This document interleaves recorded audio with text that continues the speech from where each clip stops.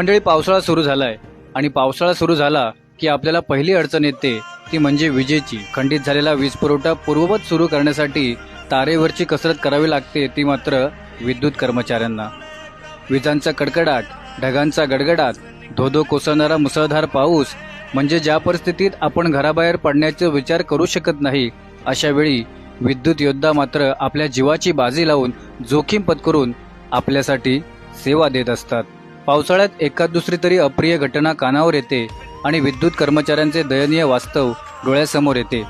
यात काम करणारे बरेच युवक हे कॉन्ट्रॅक्ट बेसवर अगदी तुटपुंज्या पगारावर आपल्या परिवारासाठी जीव धोक्यात घालून पुरेशी सुरक्षेची साधने नसतानाही काम करत असतात. खरोखरच सरकारची धोरणे कधी कधी समजण्यापलीकडची असतात.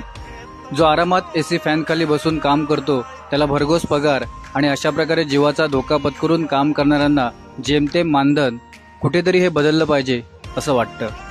प्रामाणिकपणे काम करणाऱ्या माझ्या तमाम विद्युत योद्ध्यांना या व्हिडिओच्या माध्यमातून मानाचा मुजरा.